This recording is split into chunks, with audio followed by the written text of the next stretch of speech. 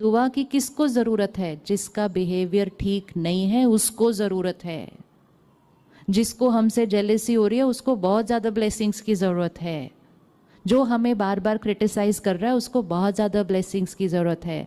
जो बहुत अग्रेसिव है, अब्यूजिव है, उसको ब्लेसिंग्स की ज़रूरत है। जो चीट कर रहा है, बिट्रे कर रहा है, उसको ब्लेसिंग्स की ज़रूरत है। वो बहुत ज़्यादा बीमार है। तो दुआ किसके लिए करनी होती है? जो बीमार है। तो क्या हम उनके लिए ब्लेसिंग कर सकते हैं? कर सकते हैं? हाँ जी, पक्का, ऑलवेज, फॉर एवरीवन, चाहे वो कुछ भी करें।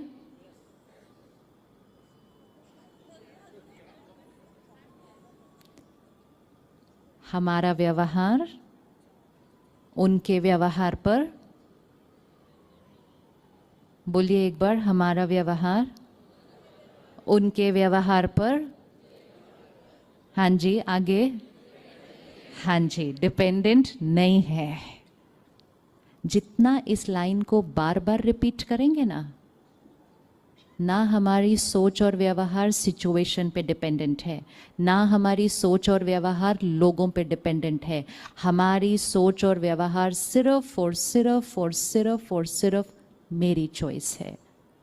कल 10 में से 5 टाइम आपका रिएक्शन बच जाएगा। और अगर रिएक्ट हुआ भी तो भी नो प्रॉब्लम, लेकिन जब रिएक्ट हुआ भी यू आर गोइंग टू से I did this, and the minute you से आई डिड दिस, वो कम हो जाएगा, उसके अगले दिन और कम हो जाएगा, उसके अगले दिन और कम हो जाएगा।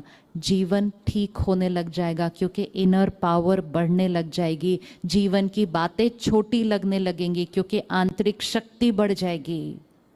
जीवन की कोई भी सिचुएशन बड़ी नहीं है, सिचुएशन बहुत सिंपल है, लेकिन हमारी सोच कमज़ोर हो चुकी है जिसकी वजह से छोटी बातें भी बड़ी लगती हैं।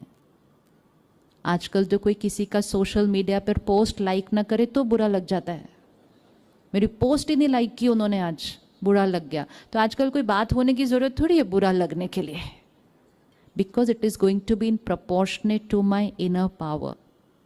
सिचुएशंस हमारे कंट्रोल में, सिचुएशंस हमारे कंट्रोल में नहीं है, पीपल्स बिहेवियर हमारे कंट्रोल में नहीं है। तो हमारा फोकस किस पर होना चाहिए? जो हमारे कंट्रोल में है, हमारी चॉइस है। फिर हम चूज करेंगे कल कि आज सारा दिन में बहुत सारी बातें आएंगी जो मेरे अनुसार नहीं होने वाली हैं, and I am going to create the right thought for everybody, because my thoughts are not dependent on them.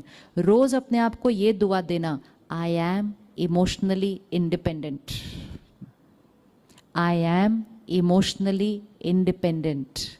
बोले हम सब लोग मिलकर एक बार अच्छे से, I am emotionally independent, which means क्या? मेरी इमोशंस दूसरे के व्यवहार पर डिपेंडेंट नहीं है, मेरी इमोशंस मेरी जीवन की सिचुएशंस पर डिपेंडेंट नहीं है।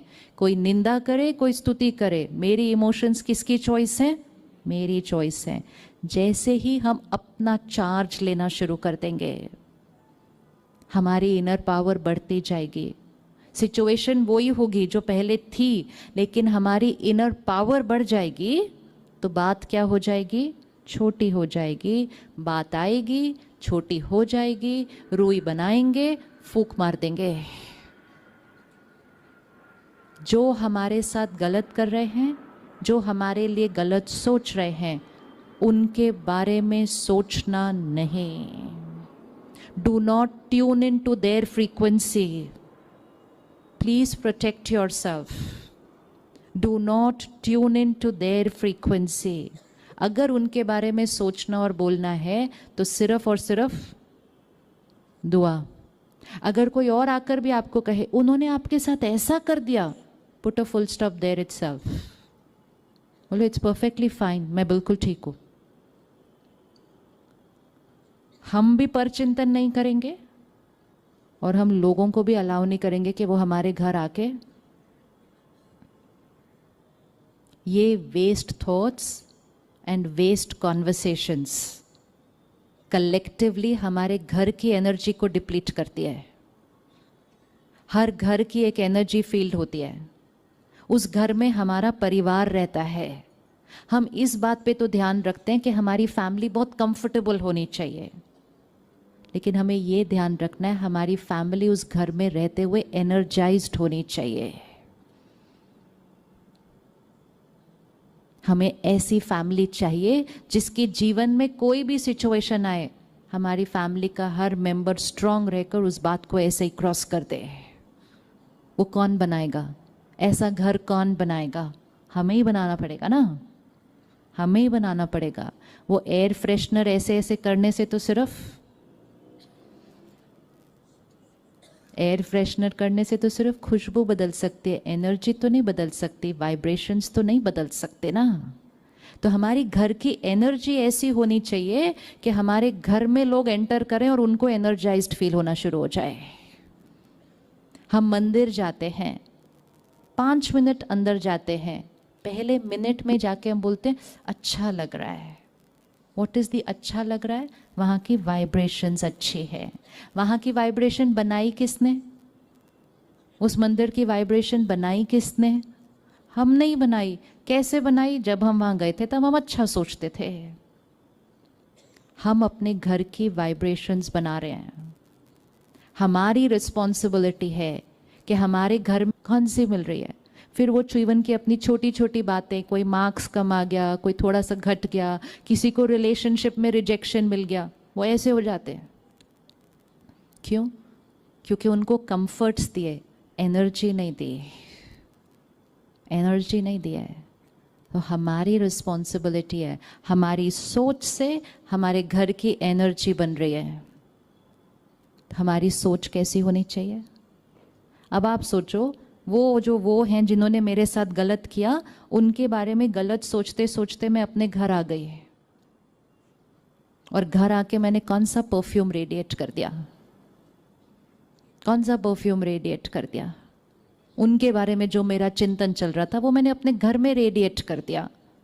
उनका कर्म उनका था, लेकिन मैं उसको अपने मन पर रख के आकर अपने घर में उसको वाइब्रेट कर दिया। वो ऐसे हैं, वो ऐसे हैं, वो ऐसे हैं, वो ऐसे हैं, वो ऐसे हैं, उसको मैं अपने घर ले आई और अपने घर पे वाइब्रेट कर दिया। तो हम किसको अपने घर ले आए? हम किसको अपने घर ले आए? उनकी बीमारी को हम अपने घर लेकर आ गए। हमारे घर में रहने वाले लोगों ने उस वाइब्रेशन को अब्जॉर्ब कर लिया, वो डिप्लीट हो गए। सिर्फ क्यों? क्योंकि हम उनके बारे में सोचते सोचते सोचते उनको अपनी एनर्जी फील्ड में ट्रैप करके अपने घर ले आए। और यही अगर हमने उस टाइम उनको दुआ दे दी होती तो हमारी एनर्जी फील्ड कैसी रहती? हमारी एनर्जी फील्ड कैसी रहती? High, protected, powerful. We would come home and radiate power into the house. Need of the hour is not comfortable houses. Need of the hour is powerful houses. आज हमारे घर में सब कुछ है जो हमें चाहिए था। शायद एक एक भी नहीं है, मल्टीपल है अब हर चीज़, लेकिन एक ही चीज़ की कमी है, इनर पावर, आंतरिक शक्ति।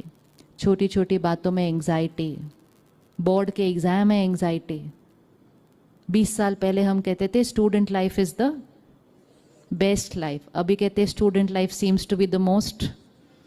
अगर स्टूडेंट लाइफ भी बेस्ट लाइफ नहीं हुई तो फिर आगे की जीवन की परिस्थितियों को फेस करने की ताकत। तो बोर्ड के एग्ज़ाम तो हम सब ने दिए हैं, हमने भी दिए हैं। आज के बोर्ड के एग्ज़ाम और 20 साल पहले के बोर्ड के एग्ज़ाम में तो बहुत फ़र्क आ गया है। 20 साल पहले बोर्ड के एग्ज़ाम देते थे मंडे टू फ्राइडे, रोज़ 2 दे के ख़त्म। आज 1 देते हैं, फिर 10 दिन छुट्टी होती है, फिर 1 देते हैं, फिर 5 दिन छुट्टी होती है, फिर 1 देते हैं, तो भी एंग्जाइटी है। तो सिचुएशन का कोई साइज़ नहीं है। आज का एग्ज़ाम मॉडल 20 साल पहले से बहुत ज़्यादा ईजी है, लेकिन आज की एंग्जाइटी 20 साल पहले से बहुत ज़्यादा बड़ी हुई है, क्योंकि इमोशन का सिचुएशन के साथ कोई कनेक्शन नहीं है। क्योंकि हमने एज अ फैमिली बाहर की अचीवमेंट्स पर, बाहर के कंफर्ट्स पर, बाहर की चीज़ों पर ध्यान देते देते आंतरिक शक्ति पर ध्यान देना कहीं हम भूल गए।